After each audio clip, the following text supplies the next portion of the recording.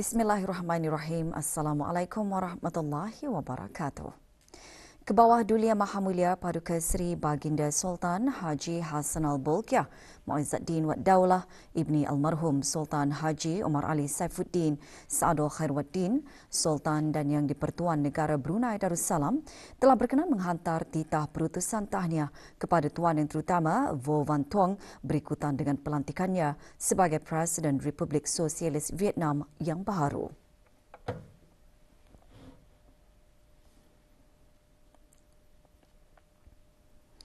Dulian Teramat Mulia Paduka Seri Pengiran Muda Mahkota Pengiran Muda Haji Al-Muhtadi Billah Ibni Kebawah Dulia Mahamulia Paduka Seri Baginda Sultan Haji Hassan Al-Bolkiah Muizzuddin Wad Daulah Menteri Kanan di Jabatan Perdana Menteri berkenan menerima menghadap Ketua-Ketua Perwakilan Negara Brunei Darussalam yang baru dilantik dan Ketua-Ketua Perwakilan Asing ke Negara Brunei Darussalam yang baharu. Majlis-majlis menghadap berlangsung di Qasar Al-Mizan.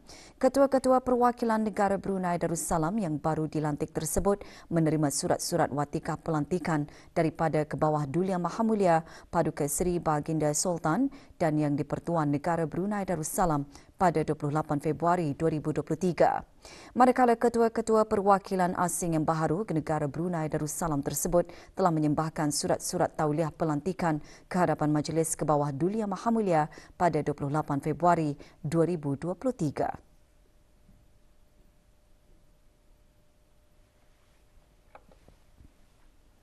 Dulian Teramat Mulia mula-mula berkenan menerima menghadap Puan Yang Terutama Nuralizan binti Abdul Momin, Duta Besar Istimewa dan Mutlak Negara Brunei Darussalam ke Kesultanan Oman.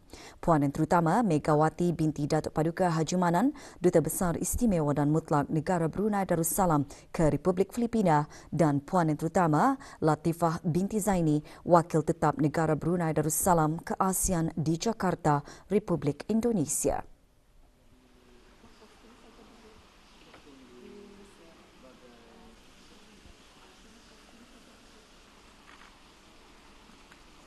Dulian Teramat Mulia seterusnya berkenan menerima menghadap Puan Yang Terutama Erma Said Muhammad Al-Khatiri, Duta Besar Istimewa dan Mutlak Kesultanan Oman ke negara Brunei Darussalam dan Tuan Yang Terutama Mikhail Vladimirovich Baranov, Duta Besar Istimewa dan Mutlak Persekutuan Rusia ke negara Brunei Darussalam.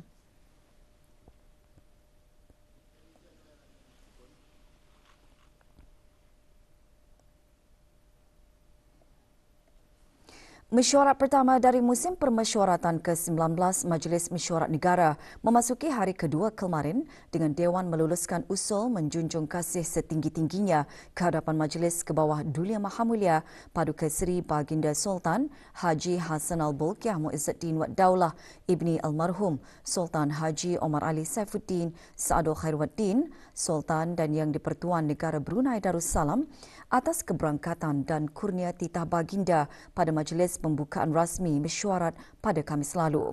Sebelum meluluskannya, ahli-ahli Dewan membahaskan usul menjunjung kasih titah baginda. Yang Berhormat Pihin Orang Kaya Seri Lela Datuk Seri Setia Awang Haji Abdul Rahman bin Datuk Setia Haji Muhammad Taib yang di-Pertua Majlis Mesyuarat Negara menyifatkan titah tersebut mencerminkan kebijaksanaan, pandangan jauh dan keprihatinan baginda terhadap hal ehwal kebajikan dan kesejahteraan rakyat dan penduduk di negara ini. Jelas Yang Berhormat, titah Kebawah Dulia Mahamulia juga telah menyentuh mengenai pelbagai program dan inisiatif yang sedang giat dilaksanakan oleh kerajaan dalam menangani isu-isu semasa.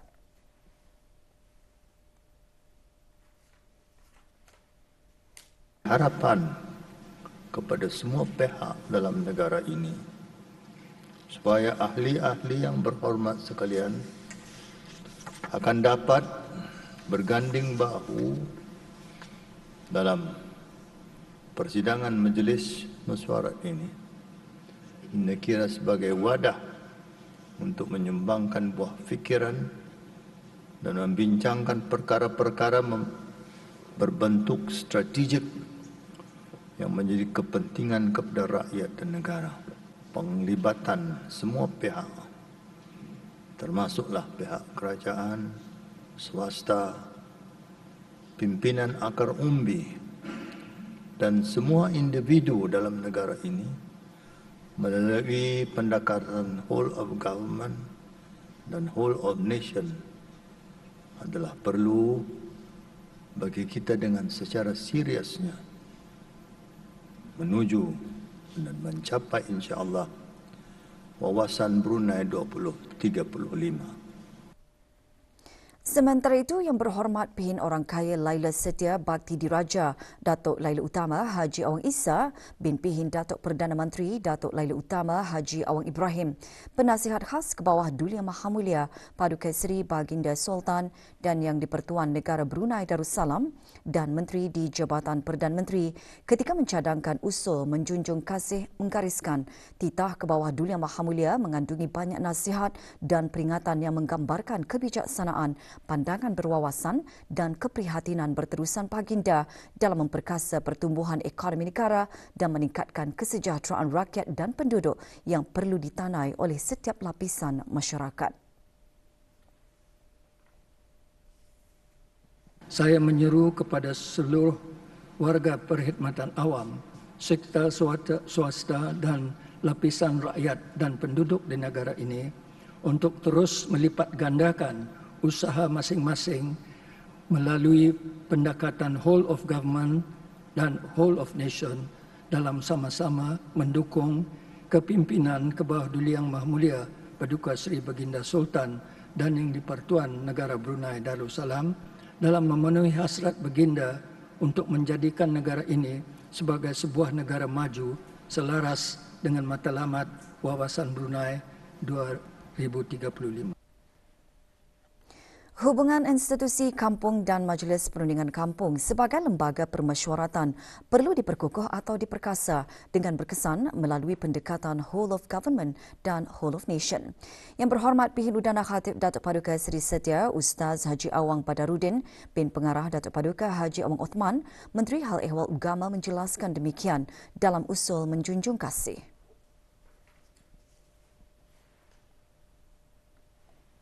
Majlis-majlis perundingan mukim dan perundingan kampung perlulah aktif dan perlulah responsif dalam melihat ehwal rakyat penduduk di mukim-mukim dan di kampung masing-masing. Menerusi majlis perundingan kampung dan mukim, penghulu-penghulu dan ketua-ketua kampung adalah memikul dan membeban dengan menjunjung tinggi amanah tanggungjawab jawatan.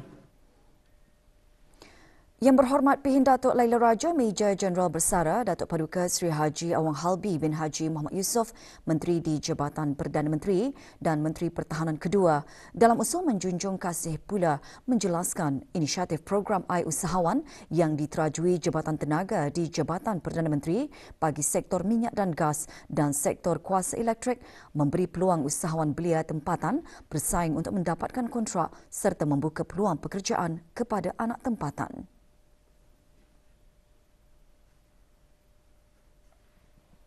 Sebanyak 23 kontrak telah dianugerahkan kepada 32 usahawan belia dengan jumlah keseluruhan nilai kontrak sebanyak lebih kurang 30 juta ringgit Brunei dan membuka peluang pekerjaan kepada seramai 360 anak tempatan. Program ini berhasrat untuk melahirkan usahawan-usahawan belia yang berkapasiti tinggi, mandiri lagi berdaya tahan dan mampu mengekalkan serta mengembangkan perniagaan mereka ke arah menjadi sebuah syarikat yang sentiasa berdaya tahan, berdaya saing dan mampan. Ahli-ahli yang berhormat dari kalangan orang-orang bergelar juga mengemukakan usul menjunjung kasih. Yang Berhormat Pihin Orang Kaya Laila Setia Datuk Seri Setia Awang Haji Abdul Rahman bin Haji Ibrahim, Yang Berhormat Pihin Orang Kaya Johan Pahlawan Datuk Seri Setia Awang Haji Adnan bin Pegawan Pihin Siraja Khatib Datuk Seri Setia Haji Muhammad Yusof dan Yang Berhormat Pihin Orang Kaya Indra Pahlawan Datuk Seri Setia Haji Awang Suyoy bin Haji Osman. Antara perkara yang disentuh kelebihan negara Brunei Darussalam sebagai sebuah negara yang stabil dari segi politik serta lokasi geografinya di ASEAN.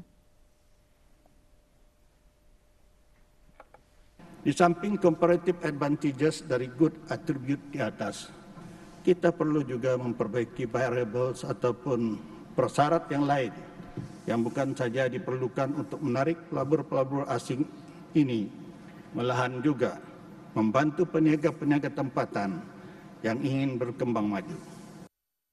Eksis dari aspek infrastruktur seperti bekalan elektrik, air, logistik dan pengurusan tenaga meningkatkan probability of success dalam kita sama-sama untuk mencuba untuk mengekspor produk-produk keluaran dari negara Brunei Darussalam. Kita mesti mempunyai perancangan yang mantap, yang strategik bagi menangani isu pekerjaan 5 ke 10 tahun akan datang. Dan kita mesti mengenal pasti di sektor mana peluang pekerjaan itu akan wujud. Dalam usul menjunjung kasih ahli-ahli yang berhormat daripada orang yang telah mencapai kecemerlangan, antara lain menggariskan kepentingan penyediaan program pendidikan yang relevan, pembentukan semula kemahiran dengan kemunculan teknologi baharu dan peranan PMKS dalam menggiatkan ekonomi negara. Adalah penting bagi institusi pendidikan di negara ini menyediakan program-program yang relevan dengan kehendak industri dan pembangunan ekonomi. Hasrat murni baginda ini dapat dicapai menerusi kerjasama semua pihak yang berkepentingan dan melalui perbincangan secara telus dan berfikiran terbuka sesuai dengan kemurnian calak Brunei. Inisiatif-inisiatif yang dirancang untuk meningkatkan tahap ekonomi negara bagi menjamin kesejahteraan rakyat dan penduduk di negara ini agar dapat hidup dalam keadaan ekonomi yang mantap dan berdaya saing. Kaulah juga berharap agar negara Brunei Darussalam dan seluruh rakyat dan penduduknya hidup aman, damai dan makmur di bawah kepimpinan, kebijaksanaan serta keprihatian Kebawah Duli Yang Maha Mulia. Kemunculan pesat otomasi, artificial intelligence dan teknologi baru muncul sedang membentuk semula kemahiran yang diperlukan untuk meraih keberhasilan dalam ekonomi global. Kaulah sangat bersetuju bahawa ia adalah satu perkara yang perlu diberi perhatian serius dan sama-sama kita ini menggalas pemikiran supaya PMKS ini akan lebih menyerlah dalam menggiatkan ekonomi negara. Manpower strategi bukan setakat mengisikan kekosongan tetapi untuk menyiapkan, mensediakan anak-anak tempatan untuk menjadi future workers. Untuk bekerja bukan saja dalam negeri tetapi marketable sebagai global worker di pantas antarabangsa. Kepentingan menyediakan belia dengan hala tuju, Pelan Kemajuan Pelancongan Pekan Bangar dan mengurangkan kebergantungan produk import antara yang disentuh dalam usul menjunjung kasih wakil-wakil yang dilantik dari daerah-daerah. Usaha-usaha berterusan ke arah menyediakan belia dengan ekosistem dan hala tuju adalah penting dalam menggerakkan peranan belia sebagai generasi penerus bagi membangunkan negara di dalam semua sektor. Menggalakkan perusahaan yang setia ada untuk terus berkembang adalah dilihat wajar bagi mengimbangi kebergantungan kepada produk import dengan mendasarkan penghasilan produk-produk keluaran tempatan. Isu-isu dan kejadian bencana alam seperti banjir kilat dan tanah runtuh, terutama sekali di kawasan-kawasan berisiko di daerah Tutong, agar dapat dikurangkan serta ditangani dengan lebih strategik. Kerjasama awam swasta PPP perlu diteruskan secara meluas dengan menyasarkan projek-projek berskala sederhana dan besar, khususnya di daerah Blight, dengan menawarkan pakej-pakej rancangan kemajuan yang mampu menarik minat para pelabur domestik. Pekan Bangar sebagai destinasi wajib untuk dilawati adalah penting dengan merangka Plan Kemajuan Pelancongan Pekan Bangar yang lebih praktikal, yang mengambil kira menyediakan lebih banyak kemudahan awam yang dianggap mesra pelancong. Dengan ada skim persaraan yang baru ini akan dapat melahirkan masyarakat yang bersatu padu dan hidup bahagia. Dengan skim ini juga akan dapat menarik perhatian para pencari kerja untuk bekerja di mana-mana sektor. Ke arah penyampaian maklumat yang tepat, pemberian pihak TIP hendaklah secara berterusan dengan sesi taklimat, promo ataupun promo radio ataupun televisyen maupun melalui sosial media. Semoga pihak yang terlibat akan beroleh pertukaran pengetahuan, yakni knowledge transfer tentang perubahan iklim serta apa jua perkara mengenainya daripada pakar yang datang dari luar negara. Begitu juga dengan pendekatan sektor pertanian, iaitu penanaman padi, sayur dan peternak yang bersistematik.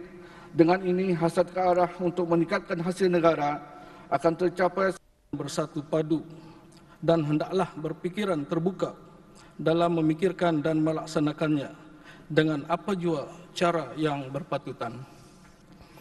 Semua ini akan diharapkan dibincangkan secara positif.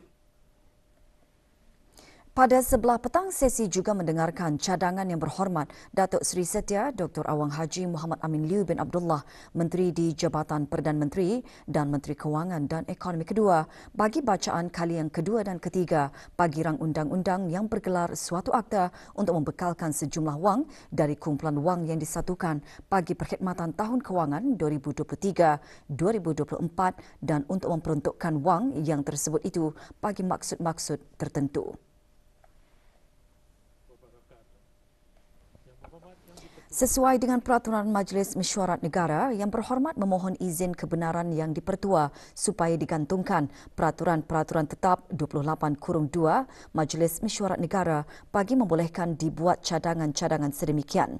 Menurut yang berhormat, permohonan tersebut semata-mata bagi membolehkan majlis memudahkan tugas-tugasnya dengan lebih lancar dan teratur lagi. Dewan menangguhkan sidangnya petang kemarin dan akan disambung esok 6 Mac pukul 2.30 petang. Orang ramai bolehlah mengikuti rakaman persidangan harian melalui saluran RTB Perdana dan RTB Sukma Indra pada pukul 9 malam bagi rakaman sesi pagi dan diikuti lagi pada pukul 10.50 malam bagi rakaman sesi petang. Laporan harian juga boleh diikuti melalui laman sesawang rasmi Majlis Mesyuarat Negara di www.majlismesyuarat.gov.pn. Sebanyak 8 buah syarikat berdaftar di Jabatan Kemajuan Pelancongan Kementerian Sumber-Sumber Utama dan Pelancongan telah diberikan kebenaran untuk mengendalikan perkhidmatan pakej haji dan pakej umrah menggunakan visa umrah Arab Saudi bermula dari tahun 1443 Hijrah hingga 1445 Hijrah. Menurut siaran akhbar Kementerian Hal Ehwal Agama menerusi Jabatan Urusan Haji, syarikat-syarikat berkenaan adalah Syarikat Darussalam Holdings Sendirian Berhad, Syarikat Strait Central Agency Sendirian Berhad, Syarikat Raudah Al-Amin Sendirian Berhad, Syarikat Continental Yachting Sendirian Berhad, Syarikat Dar El-Ihsan Travel and Tours Sendirian Berhad, Syarikat Al-Hijrah Travel and Tours Sendirian Berhad, Syarikat Titian Travel and Tours Sendirian Berhad dan Syarikat At-Taqwa Travel Tours Sendirian Berhad. Sementara itu, sebanyak 15 buah syarikat berdaftar diberikan kebenaran mengendalikan perkhidmatan pakej umrah menggunakan visa pelancong Arab Saudi bagi tahun 2023 Masihi.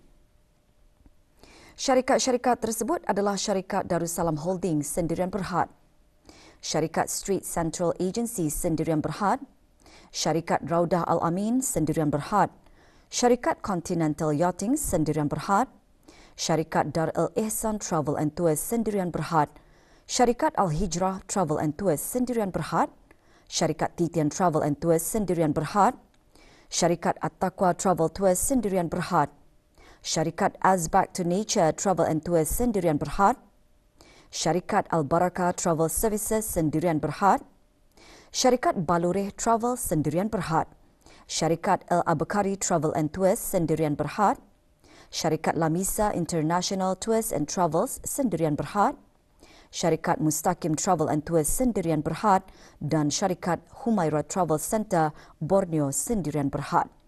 Senarai terkini boleh diperolehi melalui laman web rasmi Kementerian Hal Ehwal Ugama di kheu.gov.bn atau Facebook Kementerian Hal Ehwal Ugama atau berhubung terus ke Jabatan Urusan Haji melalui talian 238 4478.